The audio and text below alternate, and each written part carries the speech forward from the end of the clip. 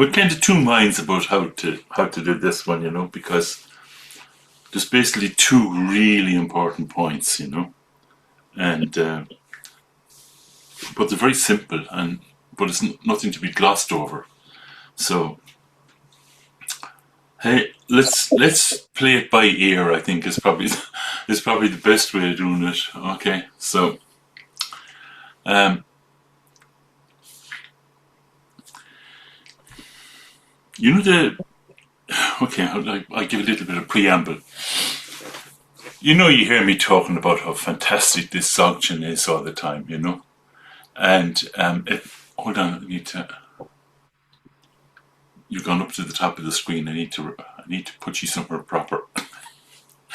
So, I'm always going on about how amazing this Dzogchen is and so on and so forth. And you might think that the reason why I'm saying this, it's just because it's my team, Do you know, like, our rugby friends will know, if it's your team, then they're great, But actually, there's a very unique thing about this Dzogchen, and that is their understanding about awareness, about the nature of our mind. That's the unique thing, and that's what makes it so powerful and easy. So, what's one of the first understandings? Is that everything that you encounter is the display of your awareness. So everything, even this cup, is actually the display of my awareness.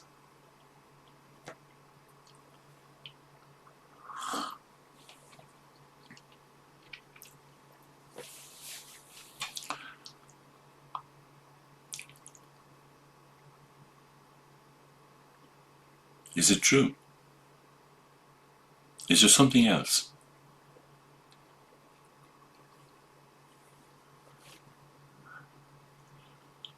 If you found something else, please unmute and let me know.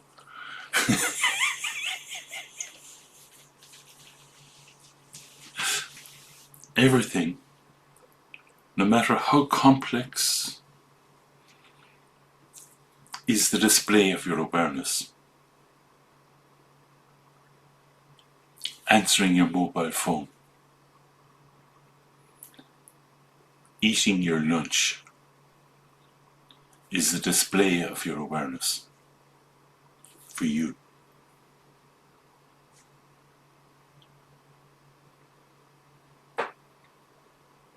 Well, Martin, just to try to bring in a previous point, even the idea of me and my awareness. Yeah. Yes. If you could speak to that. Yeah.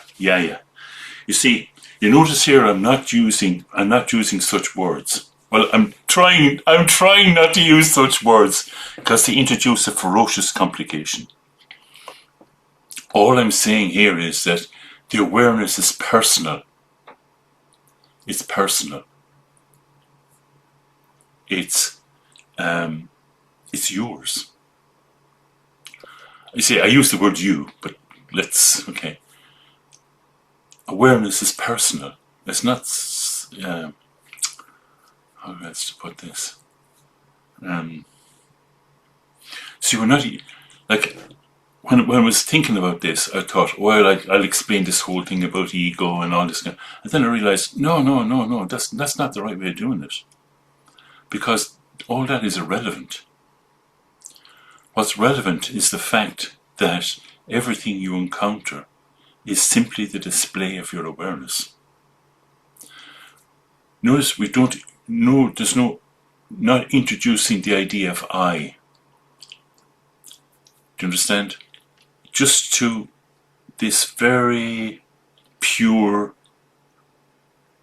understanding of things, that everything that you encounter is the display of your awareness.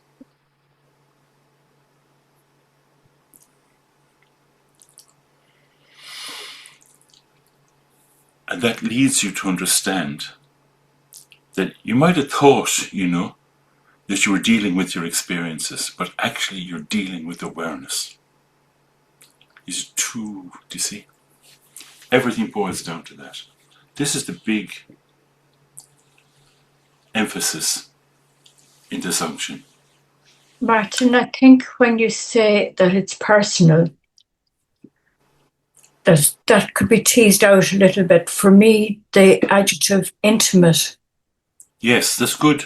it helps.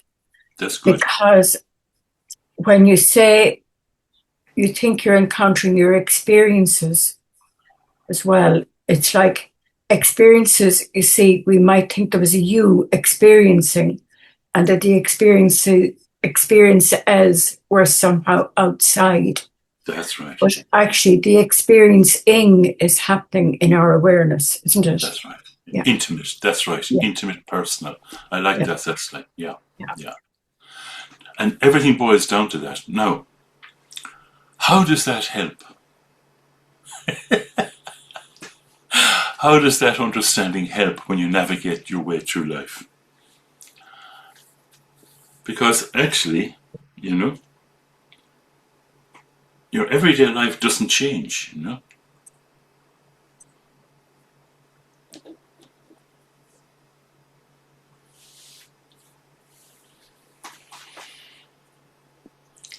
But there's the next important point.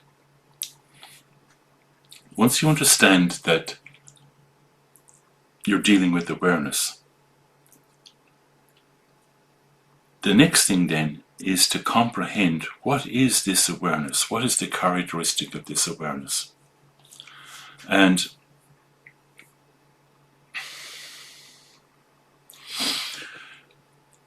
to begin with, that's just simply an intellectual understanding, right? But what's important for us is to bring this intellectual understanding that I'm about to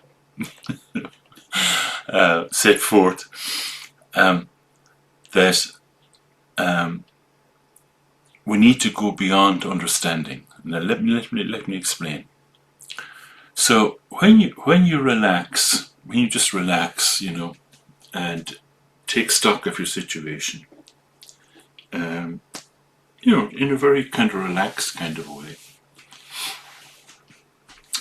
looking at, you know, what's going on here, you know, you discover that awareness itself is empty. Now, what does that mean when we say awareness is empty? What does that mean? Now, here's the point. Does awareness have a color, a shape, a sound? Awareness itself. Does awareness itself... Local user, you're echoing. I'll just have to have it done. I forgot to mute everyone. Anyway.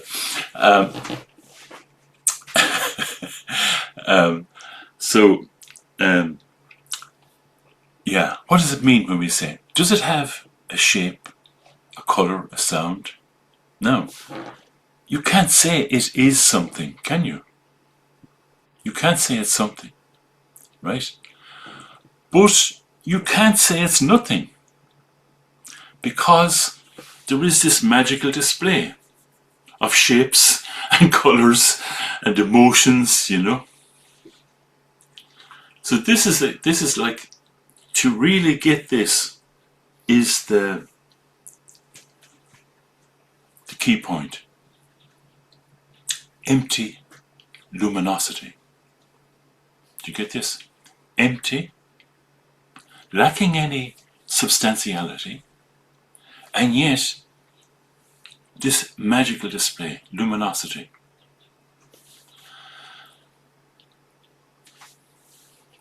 That understanding can help a little bit.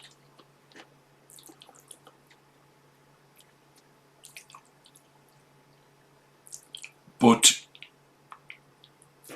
when this understanding becomes knowledge, then it helps a lot. What do I mean by that? I mean, when when you actually touch in yourself this knowledge, not just understanding, when you discover this nature within yourself, do you understand the point I'm making? When this is a personal experience, for want of a better word, that knowledge resonates in your being. It's not an idea, it's not a feeling. This knowledge of your nature resonates in your being. It is wisdom. It's not an idea you're applying to something. It's a direct experience that you know for yourself. And this is the, what do you call it? What do you call this thing? This is the advertising for Dzogchen. It says here, I have changed Malcolm's words around a little bit to fit more of my own dialogue. If you realize and cultivate a direct perception of empty luminosity, then you will no longer take rebirth in samsara.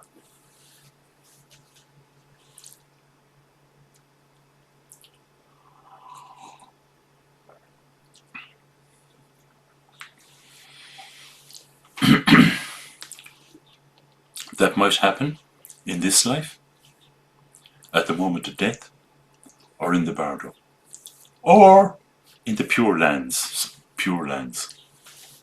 Sometime we'll talk a lot about that. But this realization and cultivation of the direct perception of empty luminosity. It's big words, but I hope you know what it means, you know. It might be worthwhile to tease it out just a little bit, Martin, because for me the term cultivate, it doesn't now, but it used to jar. Right, and, okay. So what it means change for me, the word. What it means for me is allowing and nurturing and all that. But you want to change the word to? Yeah, I would. Yeah, again, that was Malcolm's word, but it was kind of nice. Yeah. I would say familiarize. Familiarize, yeah. Familiarize. So, if you realize, and there's no reason for you not to realize this, because you can look straight at yourself and see the fact that awareness is empty, and yet it's this magical display. It's easy. You can see that. You don't need electron microscope. you know.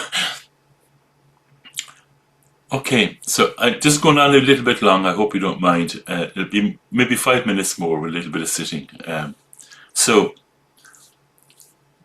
now that is the actual truth. What we've just discussed. These two key points. Everything you encounter is a display of your awareness. Second key point. Awareness is empty. It is empty luminosity. These 2 points. And yet, our habit of trying to hold on is deeply embedded. And it actually originates in fear. This is where all, you know. Fear is about not knowing what's going on, not understanding this, not realizing this. You have fear because you don't know what's going on. And you need to defend. This is one of the primary, this what you call it. This is one of the primary kind of animal instincts. You need to defend yourself, And then that's not just physical. It's like you need to defend your ideas and opinions, your football team. And here's the thing: endless effort Don't you notice that? Endless effort with very, very little return. You know? It just goes on and on and on and on and on. No escape. And so it reminds me of this Greek mythological character called Sisyphus. He was very, very clever, but he pissed off the gods. So the gods made him roll this stone up a hill, up to the very top of the hill. And as soon as he got the stone up to the top of the hill, it would roll back down again, and he'd have to do the same thing again, you know. That's what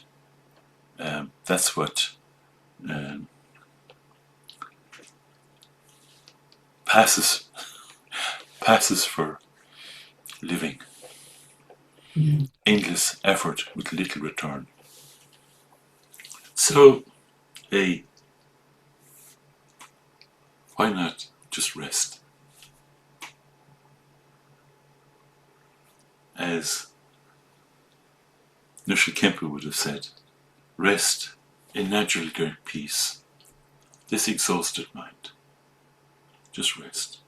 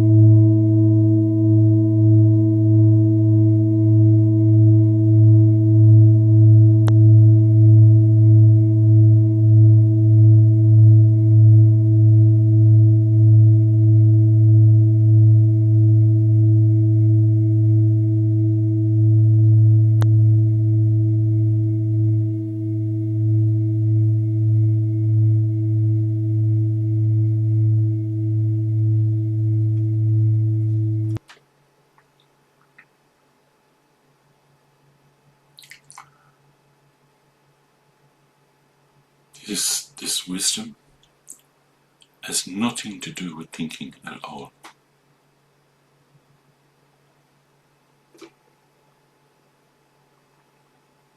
Everything left as it is. There's nothing to work out. No position to hold. It's already free if you let it be.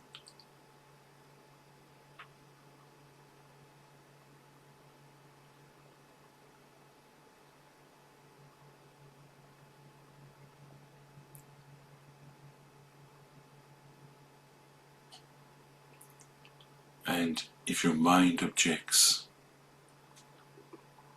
what you do, you just let it be. You don't try to counter-argue. You don't try to analyze. You've got no position. Hey, you know, like an old man watching children at play.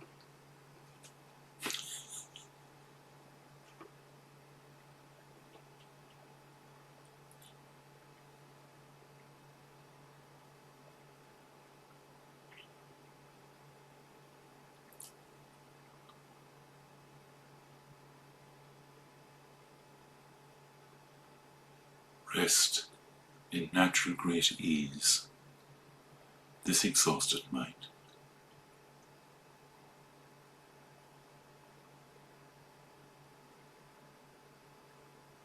There's nothing to think your way out of. Just rest in wisdom.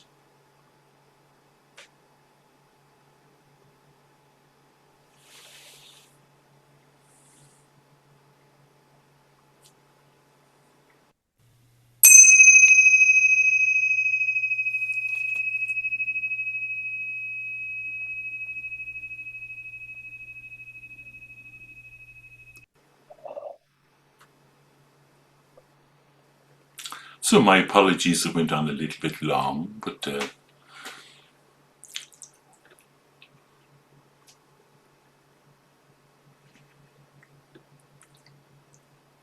even though I tried to make it really essential, it did kind of. Okay, so I'll say adieu